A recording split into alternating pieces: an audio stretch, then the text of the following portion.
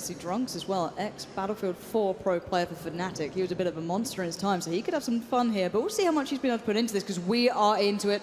And look how gorgeous this looks already. You can see this huge environment, and this map is not small. This is only just a part of it. And you know, that looked fairly big already. So here we go, with tanks rolling into the battle, and in the background there you can already see some of the capture points. At the top of the screen you can see there are 7 on this map. So actually, in case people are new to Battlefield as a whole, maybe they haven't played the previous iterations and they're just watching this to see what's going on here, we'll jump into the content soon enough. Explain to us how this game mode works so people know what to be looking for here, Westy. Okay, so Conquest is your bread and butter for Battlefield. It's like the original game mode. And, you know, you're fighting for control of the whole map. You've got various things that you need to be looking for, different capture points all over the map.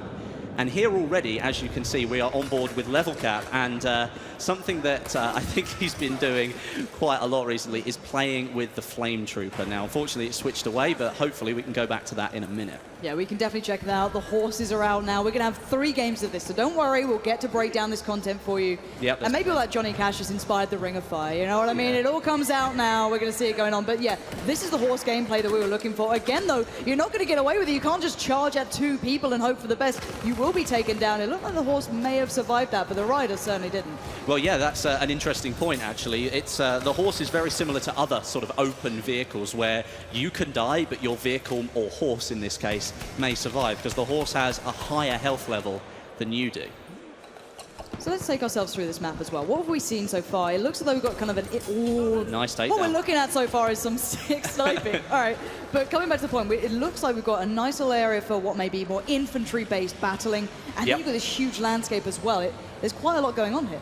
If you imagine sort of like an oval shape to this map, at the top of the oval you've got an infantry section. It's almost like a little village, and we're in it now looking at some close quarters gameplay. And this really is sort of your destructible environment of the map. And there's a lot. In fact, I think there are 3 capture points on Conquest in this zone alone. So they are very close together, but they all vary a little bit. As you saw there, there's a capture point around the flag or the antenna. That there is a little bit more open, and then some of the capture points are further into these buildings, and obviously that creates even more close quarters gameplay. And then you go beyond that, and then you've got some of the capture points that are spread further around the edges of the map, and then you have one lone capture point right in the middle of the desert, in between all of the sand dunes. And that's one that's definitely going to be fought over with all the tanks and all of the biplanes flying over.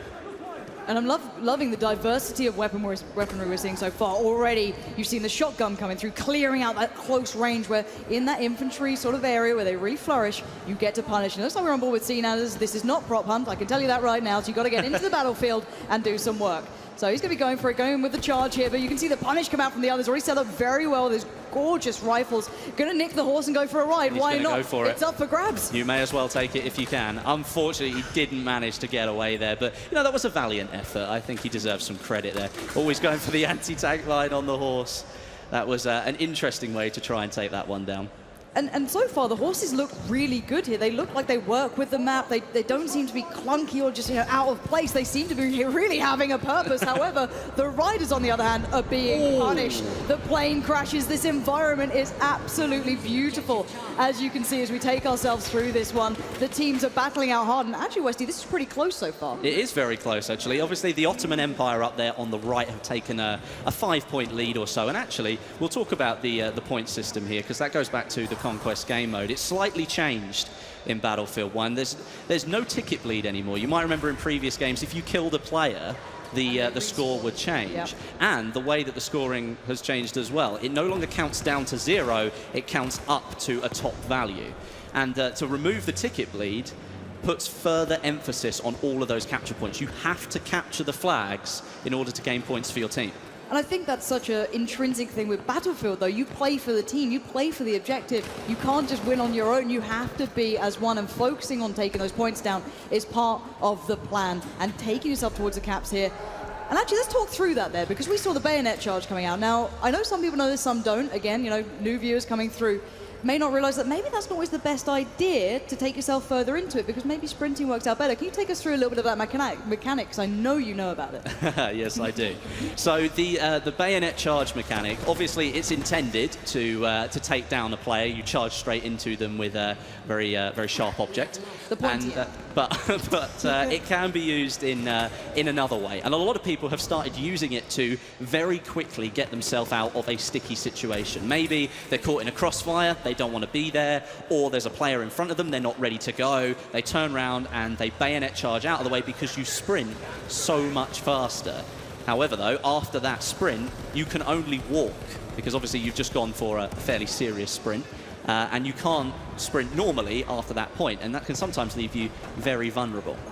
Well, we're going to be seeing that up-close action here. The melee comes out, an absolute takedown comes in. That was lovely to watch. However, the tanks are doing the major work. I think that's actually X Factor in one of those, driving around, doing everything they can. But there are counters to this. Now, maybe new players sit there going, well, how do you deal with a tank? You know, I'm just a man, but there are ways to get around this, isn't there? 100%. I mean, there are specific classes that are actually built to deal with that, and in this game, you're looking at the assault. And something that you might notice that you might not have seen before in previous trailers or gameplay from the alpha is that the assault players now have access to explosives. A bit like what you might call C4, but obviously a World War I version of that. So it's more like a dynamite stick. And that's something that you're likely going to see in the gameplay today. Very up close and personal, though. You have to get close to the tank to be able to get near enough to throw the dynamite. It doesn't stick like modern explosives do, so you have to be very close and sort of catch the tank unawares. Yeah, and Stone Mountain trying to hold on here. The rest of his team was almost wiped at that point. His squad was in dire straits, so he's going to try and do what he can on the objective almost here, near that train station. Try and keep this one under wraps. You're going to see, actually, at the moment, it's the British Empire taking a strong lead, at least for now. The tickets don't reflect that just yet. And, oh, here we go. The train has been deployed. The hype train's about to come into the station here, Westy. Yes, this is actually a really interesting bit, because even though it's a Behemoth, and yes, it's designed to change the game, it really depends on how you use it. If you don't use it correctly, then you could actually leave yourself more vulnerable. It could go very quickly indeed, and then you've lost your chance to sort of change the tide of the battle. And let's go down that route, actually, because we're going to see it in action very, very soon. The point is, it doesn't really get to the capture points, does it? It only really goes by one. It has an effect on a second. It does do damage. There's no disputing that. Here comes the train now. And yes, it is on rails for anyone else out there who wants to make a joke about that. No, it is on rails, and it features 6 different seats, plenty of cannons on the side. It's actually got an anti-air cannon as well, so it is extremely powerful, not only to ground units, but people up in the sky really do need to pay attention as well. Now, speaking of up in the sky, though, there has to be a counter to this, as you said. There are ways to play around these behemoths, because we saw on that first map, people were kind of unsure how to deal with it the first time. Then you see that everyone coming together, taking it down and working through it. How do you deal with that train? Well, one of the things that you can do is, as an infantry unit, obviously, as I said, the assault player does have access to some explosives, but in my own sort of experience of looking at the games that we've seen, players in sort of planes are going to be the best ones to sort of so eyes in the sky here. Yeah, eyes in the sky, really. You've got people in the bombers, and they're the ones who can deal a massive amount of damage. If they lay down a carpet of bombs on top of that train, they're going to do a massive amount of damage. Well, speaking of it, you highlighted Ponyline HD as one of the players you wanted to watch for this ability. He's already eyeing up that train. He knows what he wants out of this one. Definitely, but just so we can see here, this is a really good shot of just the scale of the map as well. It's absolutely massive. It is a huge map. You can see the objective off in the middle there. He's taking some serious damage, but he's going to come in, I think, for another strafe run if... Oh, he's going for the repair. He feels like he's safe enough to do that. But I think he's probably going to come in for another strafing run on that train. And this is the beauty of Battlefield as well. It's not just about your infantry. It's up in the air. It's up in the skies. We're seeing those dogfights coming through, and now here comes that run again. The hit and run. Ponyline HD needs to back out of this. He's got to be careful. He is taking fire as well. They're not letting him just get away with this, and that's it. The armored train took him out completely. Wow, that really does show the power of that train there. That's something that you do have to note, though, is that people up in the planes may be the best people to try and take this thing out, but you leave yourself extremely exposed to everything else up there as well, because you're concentrating on something on the ground, not the other plane that's now behind you shooting at you. And also, let's bear in mind, because a lot of people get nervous about this stuff, you know, how's that going to work? Is it balanced? Is it not? Keep your eyes on the tickets. They haven't gone drastically in one favor. It's more even the scoreboard. It's meant to be able to turn the tide of the war almost, and Oh, we've got a little bit of action. Oh, he was... Cyber Wolf and whiffs the pistol shot. You're going to get punished there. The MP18 trench gun is going to deal with you very swiftly. They tried to go for like a sneaky melee kill, but it didn't quite pay off. And you know what? It happens to me all the time. You try and go for it, and then the person turns around at the last minute, and of course they're the one standing there with a fully automatic weapon whilst you've got a bolt action rifle. So, and that again is the beauty of Battlefield. It's the rock, paper, scissors mechanic. Everything has a counter. If you're going in for the melee, you better be aware that that person could turn around at any moment, and you've left yourself extremely vulnerable. Who have we got here? This is Driftor. He's taking the tank into perhaps uncharted territory, into a more infantry part of the map, but of course he's putting a lot of power behind those infantry units there. Yeah, that's certainly going to do some great damage, but already you can still find this infantry battle going on. These buildings allow for perfect cover. The map, however, does change. The cover, it just completely removes itself throughout this battle. And again, you can see here on the ground to the right-hand yeah. side, you can see the craters that have been formed in the ground. That could have been from a dumbfire rocket from the plane. It could have been the anti-tank grenade. There are so many things that you need to be aware of in this game, and terrain deformation is one of them. Suddenly, you might be able to use that as cover, but on other occasions, and most likely that cover has just been taken away. Yeah, it's interesting to note that that train was still going at that point, because the match has moved on a fair bit, but the train was still there, plucking away. And look at where the flags have been capped here. Let's keep that in mind. Only 2 are secure, 1 for each team. So at the moment, it's actually fairly even. Both teams going for different objectives, both running at the same time. You are seeing the covering fire coming down, the suppression coming into the place. That flag is so contested right now. They're doing whatever they can. And at that sort of range, you're not going to have the best of luck with that sort of weaponry. And well, you're not going to have much more luck if you do that. That says accident. I'm not sure what happened there. A little backflip. It didn't go well. We're still running in favour of the Ottoman Empire here, but the gap is only 10 points. And as I said, kills don't count towards that score anymore. So there is a lot of frantic toing and froing around these flags, but now you can see that the British Empire now have control of, I think... That's a 4 lockdown at least. That's a 6 lockdown now. It's about to be. It's about to be 6 lockdown. And as you can see, the British Empire catching straight back up now, reducing their lead. And this is really where Battlefield can completely change in just the blink of an eye. And at the moment, the Ottoman Empire only clinging on to 1 point. That is not what you're going to be seeing. And actually, let's talk a little bit about this sniper rifle as well. Let's talk about what we're seeing here, because you see people talking about zeroing, which you didn't necessarily see in that one, but bullet drop's a thing in this. It's not just your out of the box kind of easy shooter. This is tough work. Yeah, you've got the bullets that you fire do actually travel across the map. They take time to reach the enemy that you're firing at. You've got bullet drop and bullet drag as well. For people who don't know what bullet drag is, that's where... Oh, look at that for a roadkill. That was fantastic. That was actually either a really good bit of skill or something extremely lucky. Either way, it was a cool bit of footage. Look, no luck, just skill, 1 shot, 1 kill. All right, that's what I cling to, and I will always stick to that, Don't be a naysayer, or I'll have to bring out the horse puns, okay? But we are seeing still this back and forth going on. At the moment, the British Empire have turned it round towards more of their favor. However, the clock is running out here. We're down to 1 minute, actually under that. These are the final closing moments. If the Ottoman Empire doesn't come back into this, they could be done for.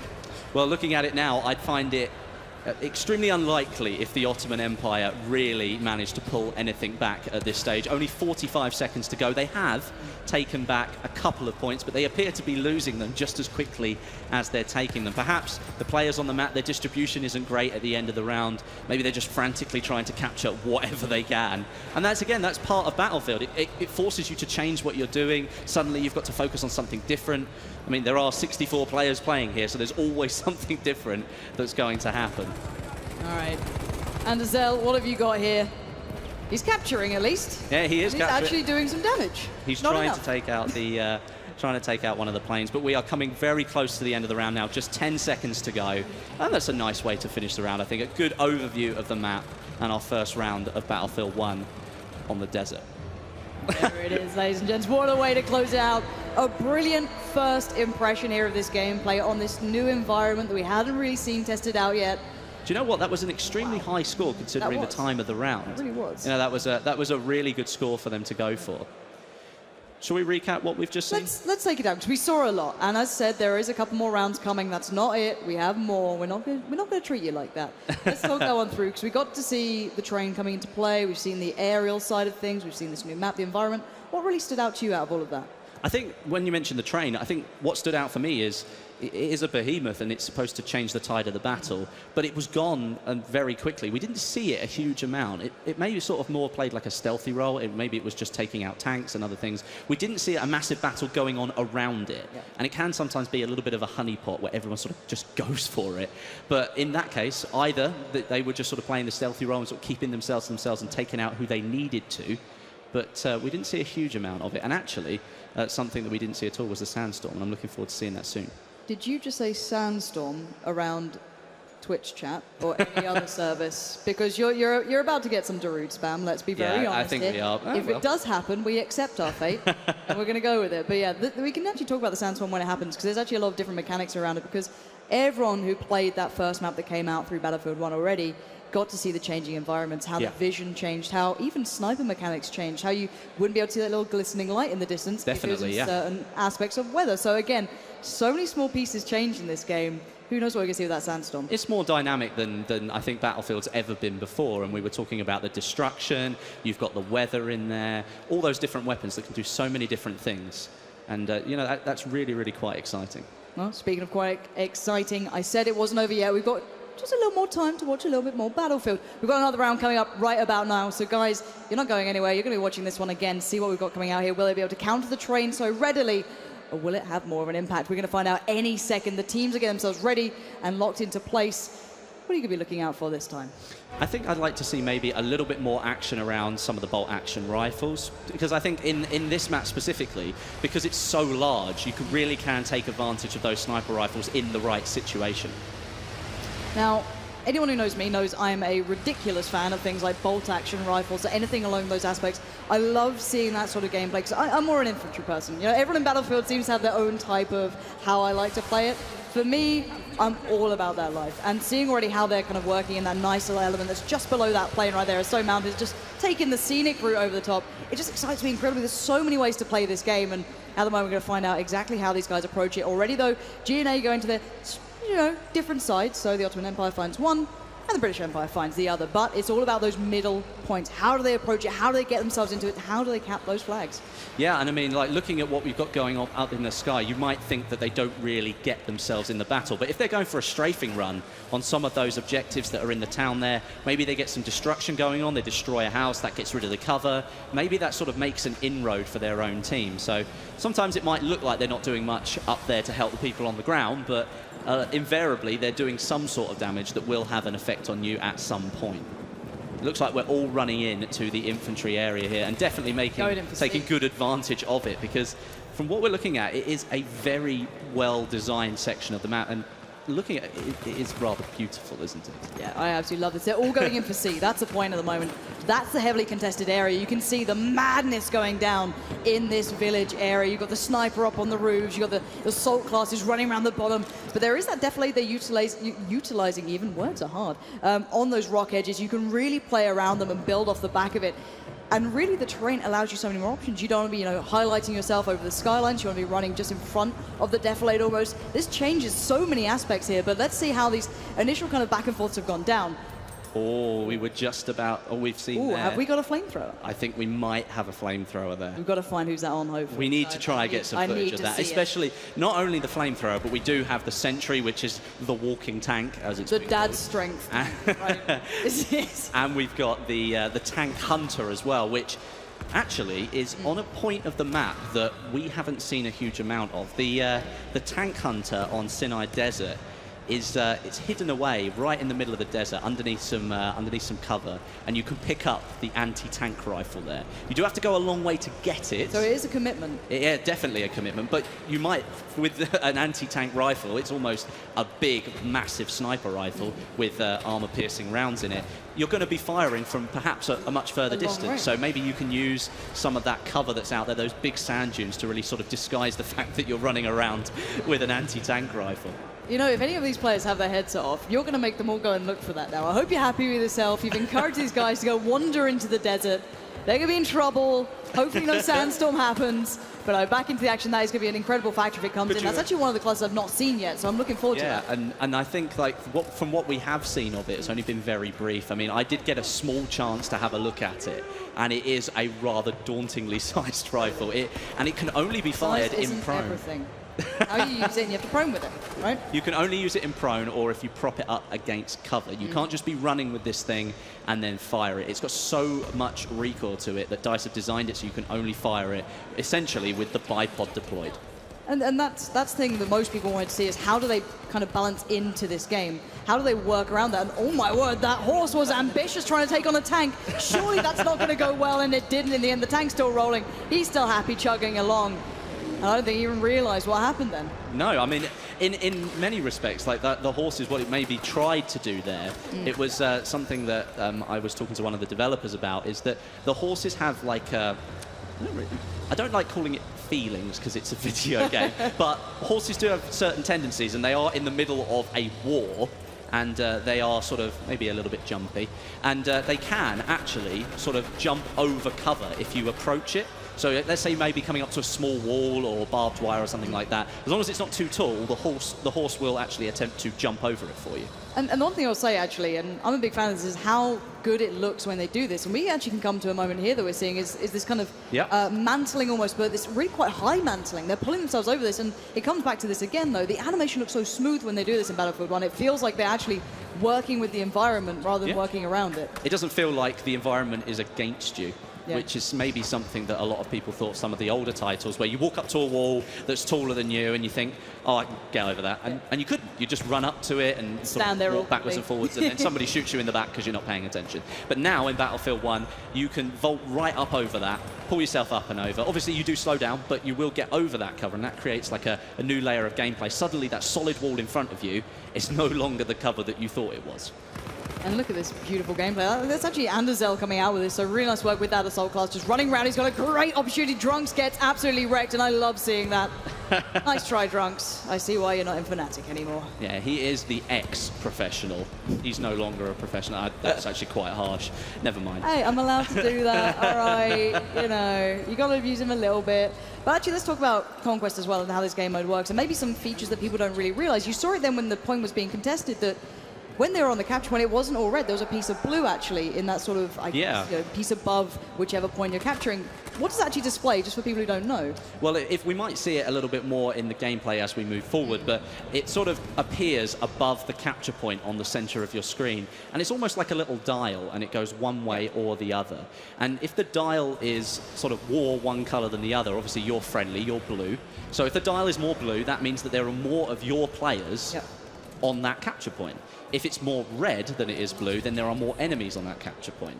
So as you can see here, we're on the antenna point, and you can see there was a lot more red on that line than there was blue, which means he's not going to take that capture point on his own, and he will simply have to fight off the people that are on it before he can start to take it. And he's looking for high ground, it seems. I don't think he's got what he wanted here, so he's going to have to take the man-to-man fight, which may not be ideal at this point. He's already got a bit of a challenge coming from the other side. Going to try and find another route. This is the environment we're talking about. You're not locked into one approach. You find your own way through these maps, and he's going to take himself as best he can around this map and find a better way to approach it again. Still not in the perfect position for this sort of weaponry. He's got that scope on top. It doesn't really work in these close range elements, and you're going to find out exactly what. A complete takedown there with the horse, trampled to death, just completely trampled to death by Game Riot. So let's check in on the tickets as well here, because so far we're seeing 74 to 60, a fairly even game. 7 minutes. Excuse me, not 70. 7 minutes left overall. That'll be a little bit longer. So this has been a very close affair. It seems that the spawns coming in, the way these teams are playing this out, has been very even, but. Oh, what did we see there? What did we see there? And as you can see on the screen, here comes the armored train again. And something interesting that you'll notice, the flamethrower. We can see it for the first time. As you can see on the screen, you'll notice that it's a little bit darker than perhaps a normal person's view. That's because the Flame Trooper, the elite class, has a permanent gas mask on. And that sort of fits the role because it is a flamethrower, so perhaps you might want to protect yourself from that heat. But at the same time, it means that they can't be damaged from gas grenades. It's kind of like a little balancing feature. One thing you have to remember with the Flame Trooper, though, is it's really only effective in close quarters. That flamethrower isn't going to reach very far. You did see there, he was taking a lot of damage from the soldier. It was a little bit further away from him. That was an extremely brutal takedown. That was rather epic thing to see. And as mentioned, the train is on its way in. On the right-hand side of the screen by the score there, you can see the train's health up at the top. You might notice that steadily decrease as the train moves further into the map, starts to attract a little bit more attention. Oh, it's interesting. It's at the train station right now, perhaps where it should be. It's found its place in life. Nice. I think that's something that you mentioned earlier, actually. We didn't really expand on it. The train itself moves through the map. It can be controlled by the driver backwards and forwards. It can be stopped in one place. And it does have effect on a couple of the flags. This one here, the actual train station, and there's a couple of flags either side, I think one either side, that it can have an effect on. So if you've got a good route going backwards and forwards, the Behemoth there can sort of take back maybe 3 flags in one stint, which could be extremely helpful. It really can be, and it does, as you said previously, provide more than just that, though. It doesn't just play that capping role, it is the damage it provides.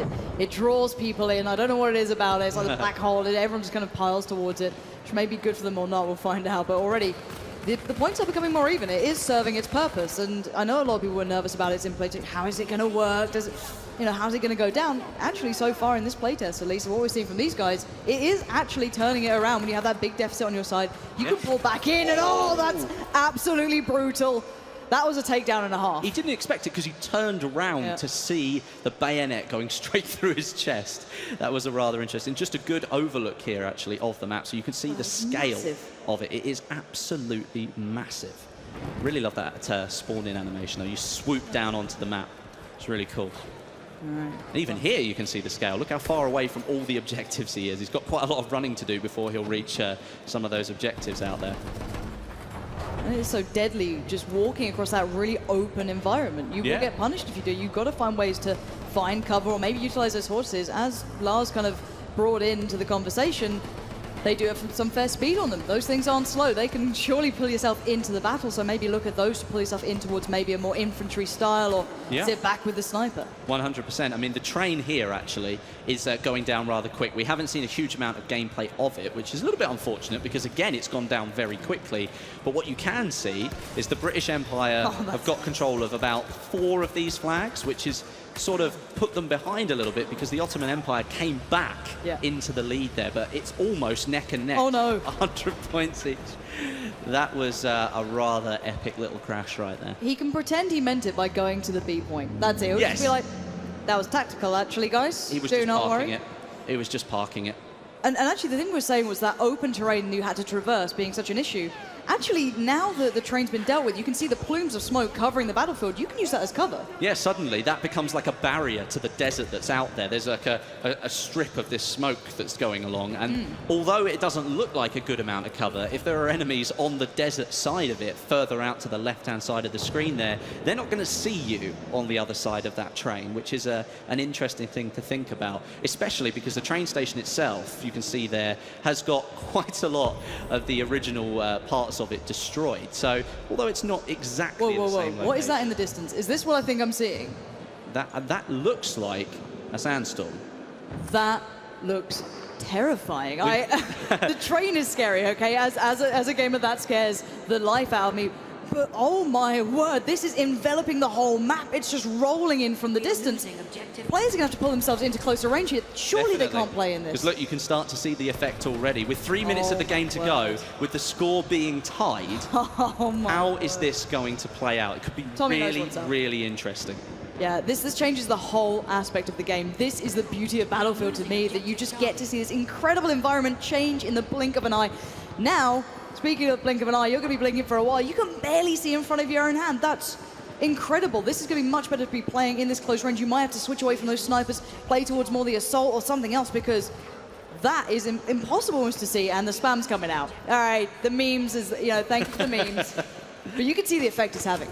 Definitely. I mean, one thing that the Sandstorm does do is as you said, it brings the gameplay in a little bit. But in this infantry-only area, it's put sort of like a grayscale over certain parts of it, but you'll see it's still very much visible. So perhaps we'll see a lot more gameplay in this infantry section simply because the Sandstorm was rolled in. And you know that going out into the desert at the moment, not being able to see 20 feet in front of you is probably a very bad idea. It's not what you want to be doing. And looking at how the teams are currently positioned, the British Empire is actually kind of stuck out towards the desert side, whereas on the other side of things, the Ottoman Empire has a little bit of control, or at least trying to contest the control towards the more infantry. Oh, that was a 6-shot-and-a-half. Stoney coming in with the goods. Now, he's actually the captain of one of these two teams. He is. He is the captain, and he is one of the best battlefield snipers out there. You'll probably see a few more shots from him pulled off all over the place. But actually, looking at the score, the Sandstorm is still there. The score is tied pretty much at 128 each, 127, 128, with only a minute to go. So this literally could come down to the wire. This is Battlefield to me. These sort of battles, when it gets hectic, when it gets absolutely mad in these sort of aspects, now that Sandstorm's starting to dissipate a little. You might start being able to see a touch more here, but still, vision blur, trying to find their way through. 55 seconds left, 131 tickets towards the Ottoman Empire against 131 on the other side. This is neck and neck. And look at this, it's 3 caps to 2 at the moment. Actually, no, it's 2-2. This is literally going down to the wire here. It is going right down to the wire. You can see the Ottoman Empire does technically have a little bit more control. Oh no, it's lost it. Objective C is now moving over to the British Empire. And we could now see with the Ottoman Empire, it's still neck and neck with 30 seconds to go. But at the moment, we're seeing them all stuck on that C capture point. They brought it back. Now they've got 3 under wraps here for the British Empire, so they're going to start pulling ahead just a touch. 2 are being contested for the Ottoman Empire, so they might fall behind a little bit, but still it's up in the air. The contest is going on. 15 seconds remain. It's back to 137 apiece. I can't call it either way here. This is literally going to go down to the wire because you'll see C is now being taken back. Oh my word. By the Ottoman Empire. What is going to happen? 3, 2, 1. That's it. That can't... It came as a draw! That's fantastic.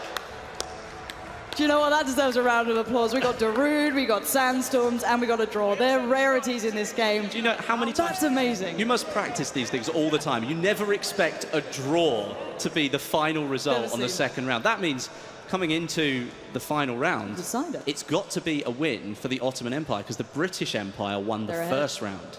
So the Ottoman Empire are going to have to win. You're going to have to win. Boys. No pressure. Absolutely no pressure. Now, how can we recap that game? Well, let's try. It's not going to be easy, but let's try. Okay, so I think the Sandstorm played a massive part there. Because as the Sandstorm rolled in, it was sort of neck and neck anyway. I think it just kind of stopped anybody really doing anything for the period of time. And not that that's a bad thing, but everyone sort of moved into the infantry zone. Flags did change hands, but then another flag changed hands, and then another one. So it never really sort of changed too much, and it was just this frantic battle going on all over the infantry section. And these are the choices you have to make in Battlefield, though, sometimes. Classically, in game types like this, it's, do we keep going back in for the same one, or do we try and go on that massive flank? That's a commitment of time. Do we have enough time to do it? You know, where are our respawns going to be? Where's my squad right now? All of these sort of questions come to mind, and you'll see experienced players weighing up those options. And sometimes the best thing you can do is, got to go back into that meat grinder, got to go back in there and just face the music and hope for the best. But a draw. To players who don't play Battlefield yet, or they haven't tried out Battlefield 1 or the previous iterations, how rare is a draw? Just highlight this. Extremely rare. Usually you're going to have a point where somebody will come along and towards the end of the game you might see somebody's lapse of concentration and then that flag gets taken and there's a few tickets in it. It is extremely rare to see a draw, but I think the reason it is because you've got so many experienced FPS players out there. On each team, you've got Battlefield players, other FPS players, and I think that is probably the reason why we saw it come down to the wire. I'm thrilled to say this is going to come down to that final round. Even though it's not meant to be competitive, you're going to see these players getting riled up. I could hear them at the end of that. I'm not sure if you could at home, but trust me, here at Gamescom, we heard it. It's down to the final round here. This is the last glimpse, at least for now, that you're going to get. So guys, enjoy this one. It's all onto the Ottoman Empire, if I'm not mistaken. It is the British Empire picked up the first, then it was a draw. Now it's down to this. This is what it's all about. Look at that gorgeous face. He's ready, he's focused, and we're back into the battle. This, I think, is where you've now seen these guys on the map twice. We've seen them in the Sandstorm as well. They kind of know everything that there is to know, at least at an entry level now, of what's going on in this map. So you might see some more maybe risky plays in the final round, especially if the Ottoman Empire do have to take the win. Then, you know, maybe they have to take some risks in order to try and get a few more flags than the British Empire. Yeah, they're going to have to get off their high horse and get into the battle. Oh, here are the puns. You just love the puns. I'm just going to keep throwing them out now. You know what I mean? Like this is my life. Horse puns. I haven't really trained ones yet, though. One thing I will point out whilst we look at the screen here, we look at actually these Wow. Jeeps. It's rather interesting. The armoured vehicle has access to mines that come out. That was a rather funny killer. Oh my God! It happened again. Yeah, the armoured vehicles have access to mines that can be dropped out at the bottom of the vehicle. Ooh, Something wow. that Have we seen that yet? well, listen to this. One of the players earlier on today tested to see whether those mines would damage the armoured train. Now, the only way that you can damage the armoured train with a mine is that you have to put the mine on the tracks. You can damage the train with the mine. See, these sort of mechanics is what I love about this, is you see players working out new aspects, and burn, baby, burn. You're seeing the fire coming out, and there's just charcoal everywhere. Ladies and gentlemen, welcome to the barbecue of Gamescom 2016. It's all kicking off. He's going to try and find some cover there. You can see the fire coming back in, but it is heating up here in this final round. The Ottoman Empire is ahead, but by a very small margin. I think if they don't take the lead significantly early on, they might find it difficult to really feel comfortable in the round, because obviously so many good players on either team. That means that anybody could really change the game at any point. I think you were trying to open the window. I think they were trying to do that. I just think they were really frustrated. You know, you got to take it out on something, and that window was there, and you're seeing the movement. Now, Anderzel is good at this. I don't want to hype him up too much, but he should be nailing this one, and that's going to be a double if I've ever seen it. He's got to follow up. The pistol comes out. He goes for the melee, doesn't need it. Vikkstar just got punished, and now he's in a good position with this rifle. Another is he going to go for the third? Ammo guy, turn around, please. The charge. Oh, my word, that is sick. Anderzel, you are doing the damage. You're doing the work, and that is what we will be seeing this morning. There we go. The celebratory, he promised. Celebratory victory crouch. Is that what you call it? I think that's probably what we should call it now. Technical term. Victory. He did promise he would do that if he did something good. So, you know what? At least he keeps up to his promises. But let's see how the landscape is now evolving. What are we seeing at the moment here, score-wise? Who's in control? Who's in the lead? Well, like I said, if the Ottoman Empire didn't take an early lead, which they have, they might struggle to hold on to this one, but they are now double ahead of the British Empire in a comfortable position at the moment. But as we know in Battlefield, anything can change at any point. We've got 11 minutes left of the game. You know, that's plenty of time for the Brits to come back and do something about it. Yeah, there's loads of time. There's still trains. Sinai gets flanked on by Anderzel. He was holding that position. He was trying to play hide and seek, keep up to what he normally does, but it doesn't work here. Anderzel's onto you. He's got things to do, and now he's going to follow up some more. Not going to get it that time, though. He gets shut down in the end. That's what we wanted to see there. A little bit of a, he's got to be reminded that he's human at this point. But still, let's take a look at how the landscape's evolving as well, because this is another factor here that, the cover that once stood will be taken away. And already that train station is looking worse than King's Cross at this point.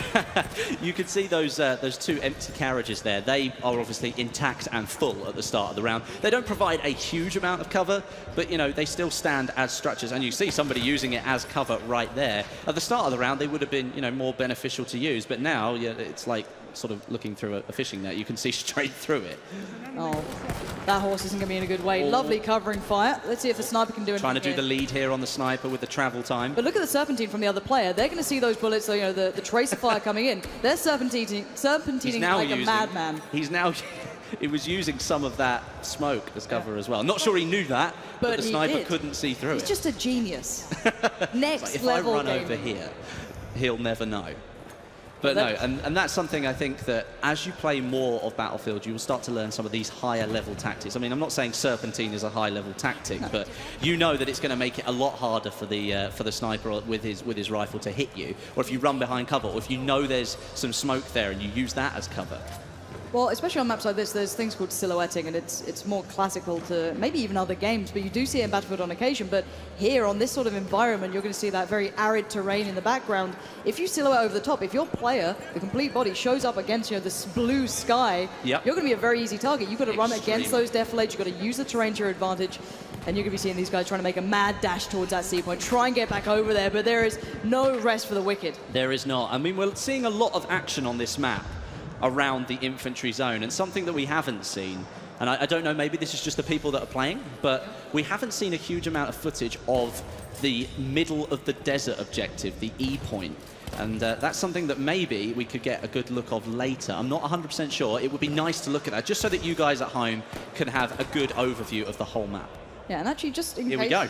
There it As is. if by magic, you know. Little oasis out there. It's... So this is right in the middle of the desert. It's about 500 meters from the other objective. So it's a long way to go. And if you look at all the cover that you've got there, all of those sand dunes, that flag there is perfect for a tank battle. That's probably going to be the flag where you've got tanks coming in from one side on the Ottoman Empire, tanks coming in from the British Empire, and they're going to meet at that flag and fight over it for the entire round. Because at the moment, that's been a free pickup for the British Empire. They've had that in their pocket for as long as I can remember. They haven't been particularly challenged. Now, actually, again, just in case people are new to Battlefield, what is that sort of gun we saw there? Or not necessarily a gun. What does that sort of serve a purpose for? I think what that was is the spotting flare. Now, that is available to the scout class as a gadget.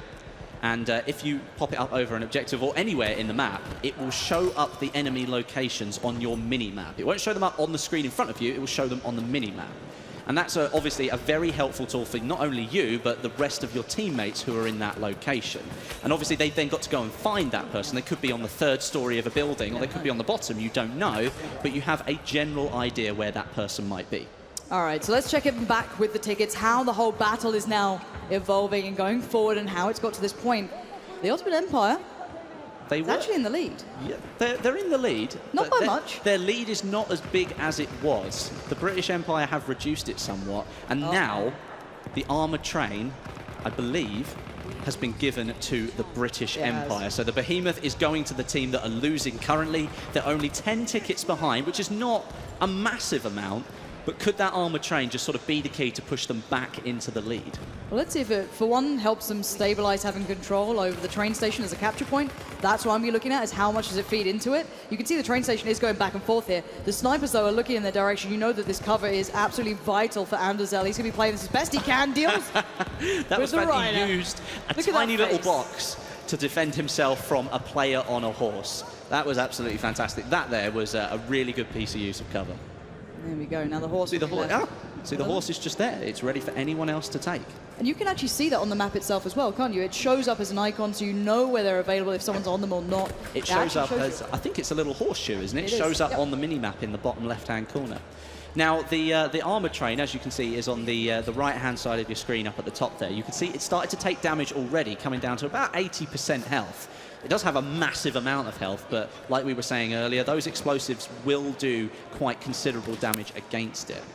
Looks like we're using the rocket gun here. I don't know if we're near the train at this point, because the rocket gun would be a really effective tool to use against it. Yeah, I've seen Drunks trying to do that before when I think it was, shoot on the other foot, but I don't think he needs to be doing that right now. Let's see what damage comes in towards that train. Again, let's remind ourselves, when that train did come into play for the British Empire, they're around 70, 69 points. So you can already see it has had an effect on this, but it is being countered, it's being pressured, and the Pony Line HD is doing what he does best, already coming in with the a good bout of damage there, really chipping away at it, and it's creating pressure. Yeah, definitely. I mean, if he's up in the sky all game, obviously you're going to be focusing on the other planes, but as soon as that train comes in, he's already got it in his head. He knows what he's supposed to do to get rid of it.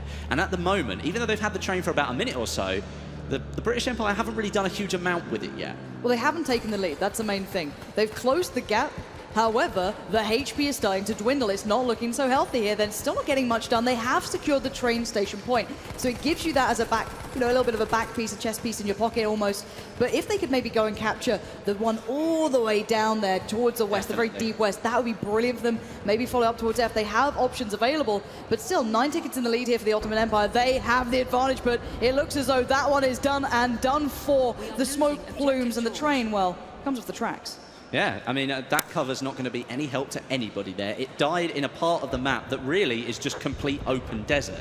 So that cover we were talking about earlier is just not going to be available. And if we look at the score again, the British Empire are still 10 points behind. So that train, they didn't use it effectively enough. They didn't get to the objectives. They didn't take it. And therefore, they've now lost their chance with the Behemoth. That was so close to being such a good kill. That was so close. Tag. All tag, no frag. That's not fun. That's not fun. But looking at the points under wraps right now, the one thing we'll say is it's a big difference in the way the teams are focusing this. So the Ottoman Empire is taking out the deeper points. They're going into that desert, they're going to go exploring, they're picking these points up and putting them in their back. Now, on the other side of things, the British Empire have been kind of going for the skirmish, they want to take the flags in that inner city. Now, they're not as stable to control, they're much easier to contest, hence, well, at the moment, we're actually seeing the Ottoman Empire still in the lead. We are still seeing them in the lead, and as we know, if they don't win this round, then, you know, all the spoils do go to the British Empire, having them won the first round and then a draw in the second round. Most unlikely of events. Well, it would be the comeback of the century if it happens. We'll see if it does after that draw. It would be a share of the spoils because then only one team has won one game. Yeah, and it's all about pride here, let's be honest. These guys I don't think anyone wants to share the spoils. It's, you know, it's on the British to actually go ahead and win this. The gap is still at 10 tickets at the moment. That must mean it's, even with the tickets now being 10 apart, it's a very even contest then, because we're not seeing any reduction or increase in that difference. So maybe the start of the round, the Ottoman Empire had the advantage, but the British have pegged them back a little bit, but they haven't really done much more to sort of get ahead. Yeah, it's one thing to even it up, it's another to keep it and then, you know, turn it to an advantage. It's not easy to do it. You have to weather the storm, not just once, but the reinforcements when they come through, take down these squads back to back, and the horse mounting looks awesome. That was a lovely animation. That was great. Really cool. I was just like, I haven't got time to sort of get on it properly, so I'm just going to jump on it. And it looks like the weather again is turning here. You can see that sand being pushed across the screen. It's not a clear day, let's say, here out in the desert. It's getting a little bit hectic. Now, last time, actually, it did help out. For some reason, the British Empire. I don't know why. That seemed to help them a little bit more. Who knows? But already not going to go well there for one of the players. But this is very, very close at this point. I can't see the storm coming in. It just looks as if there's an increased amount of wind, which is kicking up some of that dust, making it a little bit harder to see at longer ranges. But let's take into account what we're seeing right now. Finally, we have the British Empire actually taking more flags than the opponent. They did for a little while. They had 4-3 and a little bit of a contest between the two, and already a little bit of a fly around here. Looking to see what happens. And Drunks, again, gonna try and find some sort of work. Suppressing fire gonna come through. He knows he's got to kind of pace himself with that sort of firing range, but his teammates are gonna do the job for him.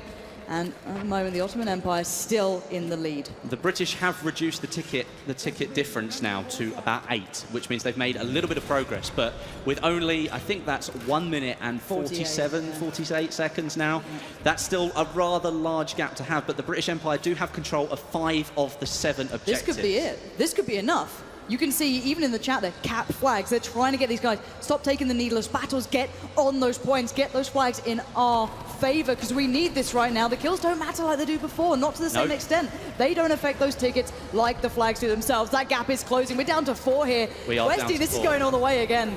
We've got 1 minute and 20, and the gap is now down to 4, sometimes 3 tickets when looking at all 7 on the screen. It's so unlikely to even get 1 draw, but could we see the possibility of 2 draws in a row? 4-3 again. Now that's the British Empire has the upper hand. Now back up to 3 again. And B's being contested, so that means they don't get the points for it as they would having 3. No. So again, this is going to come down. What's the time limit right now? We've got 55 seconds remaining. The fire's coming out. 2 tickets. Look at these tickets. They are closing in again. This is down to the wire. This could be a 2-0 for the British Empire. If they pull this off, it would be the comeback of the century already. Not what you want to be doing with that gas mask. There we go. Put it on. Get into cover. And oh, dear. Oh, my word. What are you doing? That was a big mistake. That was not good. We are down to the last 30 seconds of the game. The tickets are still just a gap of 2 or 3, depending on what flags are being capped. If we can look at the flags on the screen, you've got 4 of them on the British Empire, 3 of them over with the Ottoman Empire, and lots of them being contested all the time, which is why I think we're still seeing the gap. It's down to 1. 1 ticket, 10 seconds to go. This is what it comes down to. We need to get into the game to see this. 9 seconds, 8. The music's kicked up. The Ottoman Empire is in the lead by 1 ticket right now. The British Empire need 1 more. It's even. It's even again. It's even. We're going on a draw. Oh my God! No, they got the victory. It ticked over. It ticked over in the final moment. Oh my God! I'm still not sure what happened. As if that just happened. As if that just happened. We need to see on our screen what actually happened there. We need to see the end of it. Because we switched over to a different feed. Yeah. I didn't see what actually happened. No, I didn't see who won. Final screen. What have we got here? We need to see the tickets. Oh my gosh, we need to see that. Yeah, can somebody actually tell us who won that? Please tell us who won that one. Are we going to do one more? Is this what's going on? Are we going to do one more? All right, guys and girls, it's not over yet. We are locking in and loading in for one more. Are we doing one more? I do believe so. I think we're I think doing that's one what's more. happening. Let's see. Okay, I'm just Okay. going to find out what's going on because that did come down to the wire. The last couple of seconds were left in that one. This is, okay, all right, I know it's a little bit messy right now, but let's be very honest.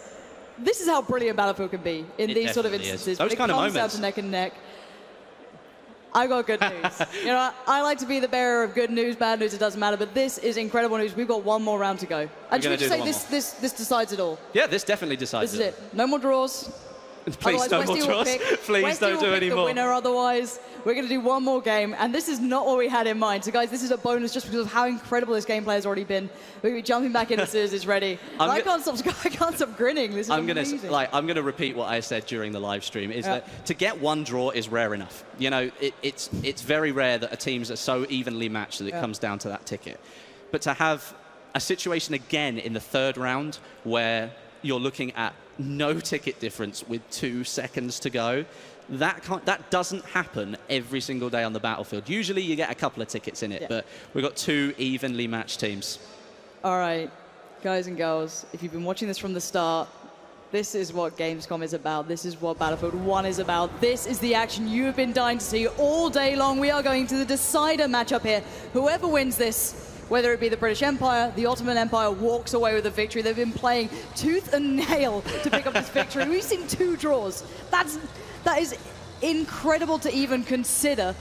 And this is what it comes down to, Westie. Where are our eyes going to be focused here at the start? Well, again, I mean, I think the infantry section of that map, more so than anywhere else, played a huge part in that final score. We did see a lot more action in some of the bases that were a little bit further out, which was nice to see. Yep. We weren't just looking at the infantry section, but again, I think it's going to play a pivotal role because there are 3 capture points in a very small space there, and you can just sort of do a round robin and keep moving. But if the enemy team are doing exactly the same, no one really benefits. Exactly, those flags are going to move all the time. And that's the reason we actually saw the British Empire struggling in that previous game in a little bit of a way. They didn't quite have the outer points. They were struggling to really lock it down.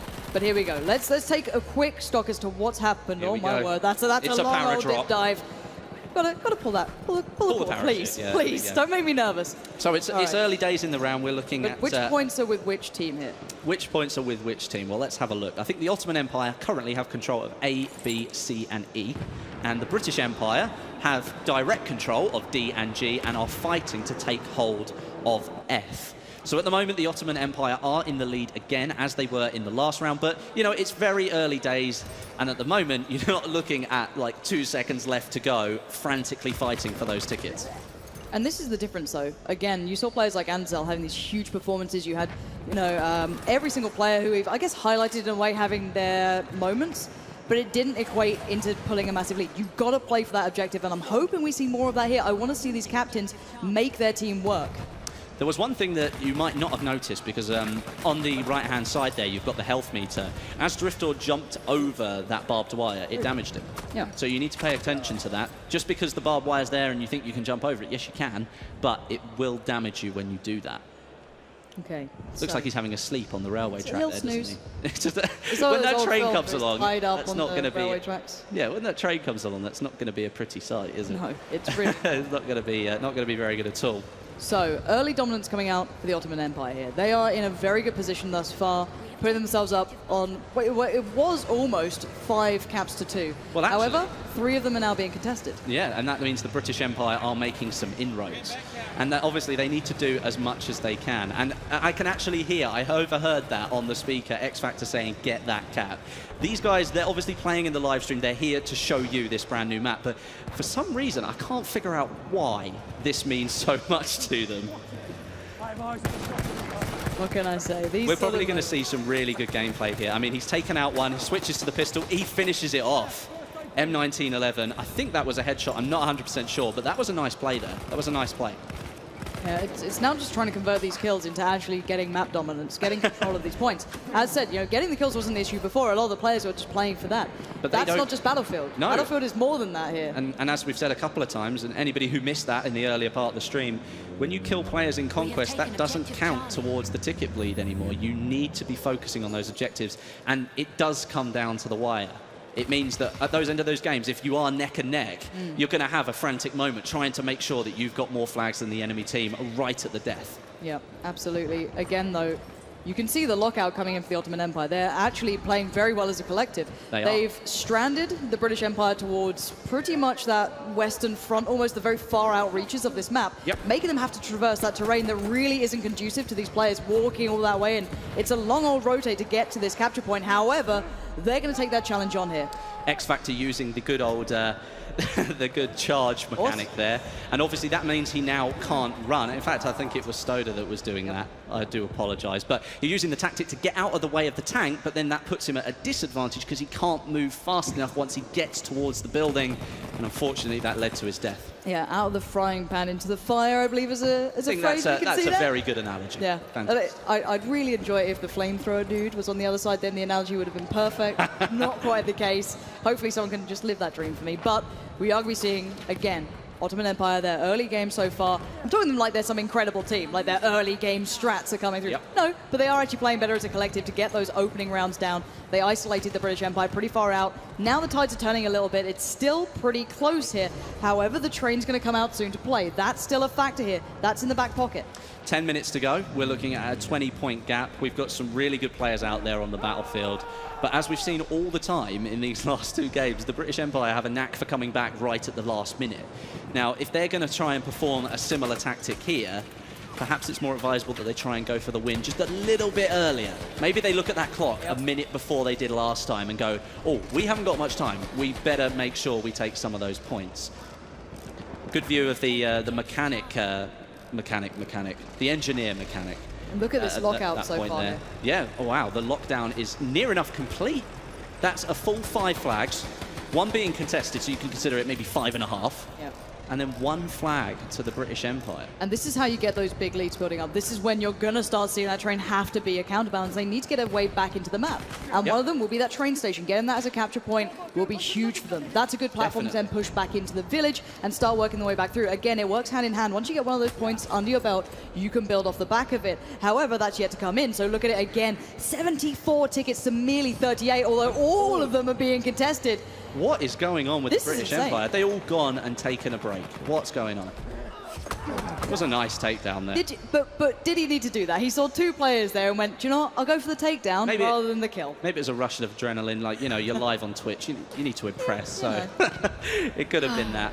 Again, we see a good use of the charge mechanic getting across the road there, but now he can't move very quickly inside this building. It's good that he's in cover, you know, that's a good way of using that mechanic, but you do have to be careful. If you decide to leave yourself out in the open, and then that's not going to be a good situation to be in. Again, though, this is what happens once these players get their head around the maps, how they work. Where can I use that bayonet charge? If there's cover I'm going to, that I can maybe, you know, hunker down in for a little bit, go ahead, that makes perfect sense. But let's dive into the action and see how that's come down, because there's a lot of those points up in the air to start with. Now it's starting to come, again, fall into the Ottoman Empire's hands. I don't know how this is happening. This is the most, not one-sided, but this is the most drastic game we've seen so far. The pressure might be just getting to the British Empire. Are you okay down there? I think he might be having a little bit of a problem. He's struggling. It's tough. You can see that the British Empire are trying to make inroads. They do have, well, they did have their hands on 2 objectives, but as you can see, the F objective there is taking some serious heat now from the Ottoman Empire. Whatever it is, they must have a good distribution across the map. They must have a few players here and there that are running between these objectives and helping to keep them under their control. And as you can now see, the armoured train has come in for the British Empire, as we thought it would. I mean, they need it. They definitely need it right now. But, again, they need to make sure they use it effectively. As far as I could tell from that last shot there, at the moment, it appears there's only a driver in this train. And already, you can see the Ottoman Empire are all over the train. It's taken a little bit of damage, and it's not even come anywhere near the centre of the map yet. Now, I'm wondering who we have in the skies for the other side. For the Ottoman Empire, who is going to be the counter to this? Okay, we got Mr. Dalek JD here coming in with the bomber. Well, he was in the sky. This could be one of the big issues here. Ponyline HD is the man in the sky. So he is the, I guess, if you want to call it that, a hard counter. He is defeatable, 100%. But he is the hard counter. So again, you're seeing this going back and forth. And now he's got his eyes set on how to take down that train. Look at it, taking an absolute beating. Now 50 tickets in the lead. The Ottoman Empire is stretching their legs. And a good shot of the flamethrower there. That was really good use of the flamethrower. Wow. He knew the player was a little bit too far away. He was taking a bit of damage, so he stepped round the corner, waited for the player to reappear, and came round with the flamethrower and just took him down. That's just smart gameplay already coming. The train is down to a quarter of its health. And what difference has it made? Let's look at the actual difference. It has given them stability here. That's the only thing you'd say. It really has opted them a chance back in. It opens a window of opportunity, but they have to walk through it, and they've not done that just yet. The train's about to go down. It's done for. There's no two ways about it. What they need is a hard counter to Pony Lion HD. Pretty much. I wonder if the developers thought to include that. They need it. Please nerf that one player. One thing you've got, though, is I think maybe some people have the concern that the Behemoths are too powerful. I think single-handedly, Pony Lion has proven that that is not the case. If you are skilled at doing something in the game and you can counter something that is powerful, then you've got the opportunity to maybe use the Behemoth against the enemy team, think they've got hope, and then it's already gone. Now, this is where things get interesting, though, Westy. This is when, previously, the British Empire did actually have opportunities to turn it around. And they did that before. However, they have not had the same benefit off the back of the Behemoth there. They've not had the great time, and you've just missed on the charge. Now you're in a bad position, but dancing around against each other, they finally take them down. But at what cost here? It's an absolute bloodbath going down. Everyone's dead. And at the end of the day, no matter which way the cookie crumbles, the Ottoman Empire is still massively in the lead. This is double the tickets here. They have turned up to play. They saw the challenge, and they've taken it head on, and they've been outplaying the British Empire since the start now. They really have. And do you know what? I do believe that if the Behemoth had come along a little bit earlier, not that it does, but if it had come along a little bit earlier, I think the British Empire would have stood a chance. But with 4.5 minutes to go and a gap in the tickets of nearly 60, I don't really see a way that the British can turn this one round. No. Which is a shame. It would need a heroic effort, and it can happen. We're not saying it's impossible. That's the thing. It's always possible at this sort of point. You've just got to completely lock out the opponent. Yep. Again, with that ticket bleed being taken away from being rewarded for killing players and when they respawn. Because that was the factor, is when they actually respawn, the ticket would drop down as well, rather than just the kill itself. So that being removed, it's still got possibilities. You can lock teams down. You can still commit your troops in. You can still put your squad into play. But at this point, they're still putting it a little closer, but not by much. Not by a huge amount, no, not at all. I mean, the only saving grace I think that could really come to the British Empire's aid, and you should never rely on Mother Nature to provide, but if the Sandstorm was to roll in, then, it might provide them a little bit of cover to maybe take back some of these objectives. But with such a large ticket gap, is it really going to make a difference at this late stage? With about 3 minutes left to go, that ticket gap is still very, very big. I'm not even sure they could turn it around at this point. Not unless the Ottoman Empire just stood still. Yeah, that's the thing. Even just contesting points, slowing down the cap, would be huge for the British Empire. I think they'd start to struggle on that one. Again, for them, though, they've got to fight till the very end. And I think that's Sinai as they go for a nice little charge, just having a little run around the map, look and see what he can find. And I don't think there's anyone really too nearby him. However, you can see already, they knows there's someone there to take this fight. Well, as you can see, above the F icon there, you can see that little bar with the red and the blue. Well, you could see it because he's now dead. Yeah, but that showed that point was contested, and we could tell that from the gameplay. So here's an overview of the map, or there was an overview, and as you can see, it's kind of evenly split in terms of the flags that we've got, but that means that each team is gaining tickets at the same rate, so that gap is not going to change. And that falls into the hands of the Ottoman Empire. They were clearly stronger at the start of the game. Maybe now, again, the British seem to have stalled them a little bit, but they haven't really gone much further than that. Yeah, it takes more than stalling at this point. However, we're seeing the battle still commencing. No one's giving up on this one. It's still very much up in the air. And you can see Anderzel looking for more opportunities, trying to find a way to work his way back in and taking down some of the buildings around him, trying to cause damage to the structures itself so he can allow his team to make the push towards, possibly getting towards B, opening up avenues of attack. And that's looks like where they're going here at this point. A little bit of a fire coming down. And he does actually manage to find Dalek there as well. So still doing great deals of work. Yeah, I mean, we're coming towards the end of the round now, and, it looks like near enough a foregone conclusion that we've got for the Ottoman Empire. And, it has shown off a lot today of the power that players have in Battlefield. It's not all about the equipment that you've got. It's about the person behind the equipment, because it's quite clear that the Ottoman Empire have got some players on their team that really know how to use their equipment. It's fantastic to see. Again, I just can't wait to see more of this already. We're already just getting a glimpse of what's been capable here. And wow, ouch. Oh, Dalek JD taking down level cap there. That was a rather brutal takedown, I must say. About a minute to go, the Ottoman Empire pretty much have sealed the deal here. Yeah, Points-wise, this one looks done for. Finally, we have the victor after everything. After going all the way through that, it was a gritty battle, to say the least. So in the last minute, they can reflect on that and be incredibly proud of what they've been able to achieve here. A massive victory in the end, just to really cement that they, we were the better team. We made it look close, those draws, but actually, we've got this. So again, though, overall, the scoreboard looks phenomenal. I can't wait to see who's actually been playing well, from the entire course of this game. But the main thing here is Battlefield 1 has looked amazing. It has looked amazing, and with the live stream coming to you over Twitch, you guys at home have had a really good look at what Battlefield 1 can offer you. The guys at Microsoft and Xbox who've put on this live stream today, thank you to them, because without them, we might not have got to have seen this gameplay, but you have seen some absolutely amazing Battlefield gameplay. We think 2 draws in a row. That barely ever happens in Battlefield. Not in the same server with the same players. That's just, a true reflection of how balanced the teams are over there. But in this one here, with just 10 seconds to go, the Ottoman Empire have overpowered the British. This has been a beautiful glimpse at what Battlefield 1 can bring to the entire gaming scene. This is what I'm excited for. This is what I turned up for here today. And there's a victory in the end.